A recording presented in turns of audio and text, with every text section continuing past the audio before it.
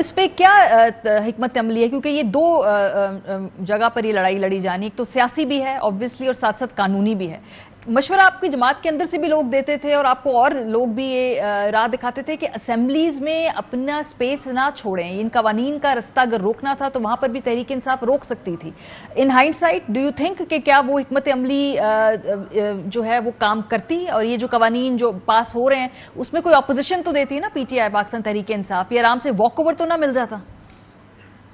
تقریریں کرتے نا جی، تقریر تو ہم کر سکتے تھے، برا بھلا کہہ سکتے تھے، لیکن اس کے لیے اسمبلی کا فلور ہی صرف جگہ نہیں ہوتی. روک نہیں سکتے تھے. ووٹ اس وقت ان کے پاس میجورٹی تھے، اسی لیے تو وہ پرائم منسٹر الیکٹ ہوئے شہباز شریف. تو روکا نہیں جا سکتا تھا. اگر ہم اسمبلی کے اندر بھی ہوتے تو روکتا نہیں تھا. اس کو روکنے کے دو ہی طریقے ہیں. ایک تو ہم نے سپریم کورٹ کے اندر چیلنج کر دیا ہے، اور ہمارے خیال میں جو آئین کے ساتھ تصادم ہے اس کے اندر جو ترامیم کی گئی ہیں، اور دوسرا راستہ وہی ہے کہ انشاءاللہ تعالی اگلا الیکشن جو ہے وہ 2/3 اکثریت کے ساتھ عمران خان نے جیت کر آنا ہے. اور وہ بھی قوانین یہ بنا رہے ہیں، یہ ایک ٹیمپرری چیز ہے، یہ آ کے ریورس ہو جائے گی. جی 2/3 الیکشن کے بعد آپ یہ تمام تبدیلی کریں گے، تو 2/3 الیکشن کے لیے سر آپ نے اپنے لیے مختلف ٹائم لائنز رکھی تھی. آپ کی خواہش تھی آپ کی جماعت کی کہ اکتوبر نومبر سے پہلے کوئی نہ کوئی ڈیٹ اناؤنس ہو جائے. ابھی تک صورتحال یہ ہے کہ وہ ڈیٹ اناؤنس ہوئی نہیں ہے. آپ سیاسی دباؤ بڑھاتے جا رہے ہیں، لیکن وہ جو ایک اپنے لیے خود تحریک انصاف نے ٹارگٹ سیٹ کیا تھا اس کو تو آپ میٹ نہیں کر پائے ابھی تک. ابھی تو نومبر آئے نہیں جی، آپ ابھی سے فیصلہ نہ کریں اس کے اوپر. ابھی بھی جو ہدف ہے وہ وہی ہے، اور اسی لیے چیئرمین صاحب اب تو جلسوں میں اناؤنس کر چکے ہیں کہ وہ جلد جو ہے اس کی فائنل ڈیٹ کی کال دینے والے ہیں. ہماری تو امید یہ تھی کہ سڑکوں پر آئے بغیر یہ کام ہو جائے، کیونکہ جس طریقے سے ہم بار بار کہتے تھے کہ یہ ان کے کرپشن کے کیسز معاف کرانے کی قیمت جو ملک کو ادا کرنی پڑی ہے وہ بہت ہی بھاری قیمت ہے. پاکستان کی تاریخ کی بدترین مہنگائی ہمیں دیکھنی پڑی ہے. پاکستان کے اس وقت بیرونی جو صورتحال ہے وہ اتنی خطرناک ہو چکی ہے کہ آئی ایم ایف کا معاہدہ ہونے کے باوجود مارکیٹس جو ہیں وہ کہہ رہی ہیں کہ پاکستان کے دیوالیہ ہونے کا خطرہ ہے، اسی لیے روپیہ روز بروز گرتا چلا جا رہا ہے. تو یہ اتنا شدید ملک کو جو نقصان ہو رہا ہے صرف اس لیے کہ چند لوگوں کی کرپشن کا پیسہ جو ہے اس کو بچایا جا سکے، اور وہ بھی نہیں بچایا جا سکے گا جیسے میں نے کہا کہ الٹیمیٹلی یہ چیزیں جا کے ریورس ہو جانی ہے.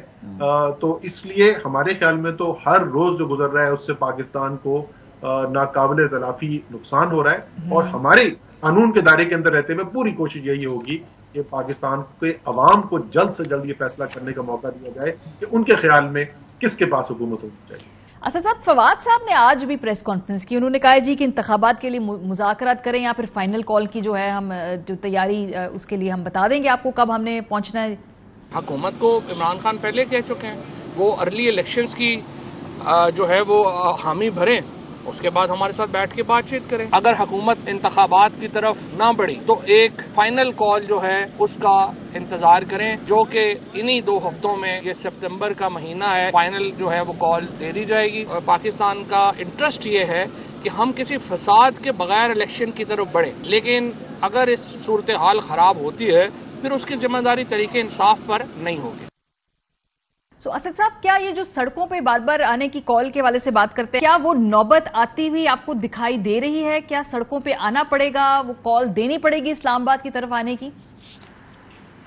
جی جس طریقے سے صورتحال چل رہی ہے میرے خیال میں اسی طرف ہم بڑھ رہے ہیں اس وقت.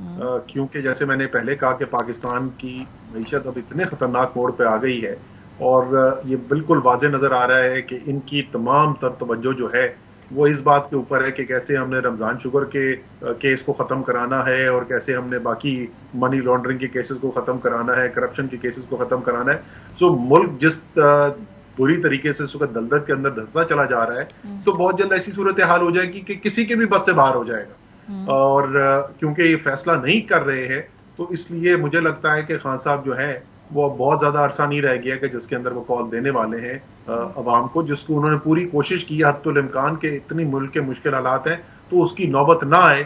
لیکن لگتا یہی ہے کہ اسی طرف ہم جا رہے ہیں. سر لاسٹ ٹائم جب اسلام آباد آئے تھے تب تھوڑے حالات مختلف تھے. پنجاب کے اندر حکومت پی ایم ایل این کی تھی, پی ڈی ایم کی تھی. اس دفعہ حکومت آپ کی اتحادی حکومت ہے, پی ٹی آئی کی حکومت ہے, ساتھ پرویز الہی صاحب بھی ہیں. کیا آپ کو لگتا ہے کہ اس دفعہ آپ آسانی سے جس طرح سے اسلام آباد آپ لوگ آنا چاہتے ہیں وہ آ پائیں گے کیا؟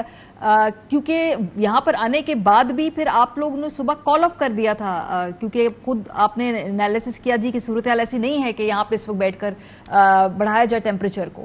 تو اس مرتبہ کیا مختلف ہوگا جو پچھلی مرتبہ سے؟ دیکھیں بالکل یکسر مختلف صورتحال ہے اس وقت, اور یہی وجہ ہے کہ لوگ بار بار پریشر بھی ڈالتے رہے ہیں عمران خان صاحب کے اوپر کہ آپ انتظار کس بات کا کر رہے ہیں. 2/3 پاکستان کے اوپر تو اس وقت تحریک انصاف کی حکومت ہے, اور یہ انہوں نے ایک قومی لیڈر ہونے کا ثبوت دیا ہے کہ انہوں نے کوئی جلد بازی سے کام نہیں لیا اور بڑی فہم و فراست سے وہ فیصلے کرتے گئے ہیں. پورا موقع دیا ہے کہ یہ اچھے فیصلے ہو جائے, قوم کو کوئی فساد نہ دیکھنا پڑے.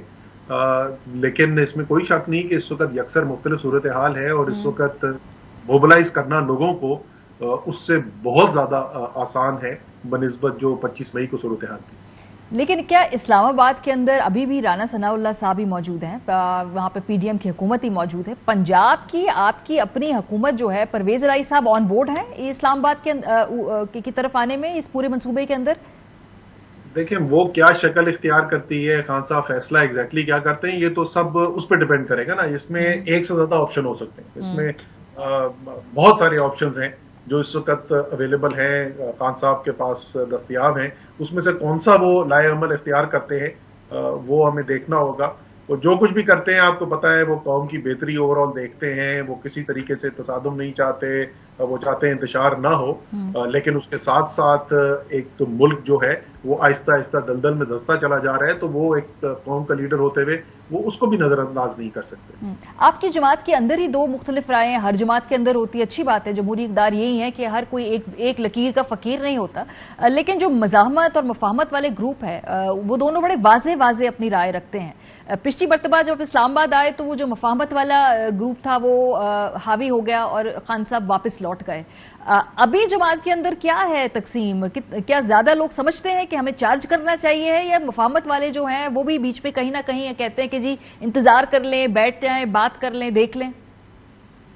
دیکھیں میرے خیال میں اب وہ لوگ جو یہ کہتے ہیں کہ مزید انتظار کرنا چاہیے ان کی تعداد کم ہوتی جا رہی ہے, اور اب زیادہ تر لوگ اسی نتیجے پہ پہنچ رہے ہیں کہ جب تک کوئی نہ کوئی کال نہ دی جائے تو شاید وہ فیصلہ جو تحریک انصاف کے لیے نہیں, جو پاکستان کے لیے ضروری ہے وہ لیا جائے. اور میں پہلے آپ کو کئی دفعہ بول چکا ہوں یہ بات, کئی مہینوں سے بول رہا ہوں کہ تحریک انصاف کے پوائنٹ آف ویو سے اگر پہلو سے اگر نقطہ نظر سے میں دیکھوں تو میرے تو حریفوں کی سیاست دفن ہوتی چلی جا رہی ہے, اور جیسے جیسے وقت گزرتا جا رہا ہے وہ مزید سے مزید کمزور ہوتے چلے جا رہے ہیں. تو میری تو جماعت ہی اگر میں اس سے پہلو سے دیکھوں تو مجھے تو کوئی اتنی خاص جلدی نہیں ہے, لیکن ملک کا جو ناقابل تلافی نقصان ہو رہا ہے, اور آخرکار ہم سب کا یقین ہے کہ عمران خان نے وزیر اعظم بننا ہے اگلے, تو آپ یہ تو نہیں چاہتے کہ وہاں پہ صورتحال پہنچ جائے کہ جہاں عمران خان بھی پھر اس کو نہ سنبھال سکیں.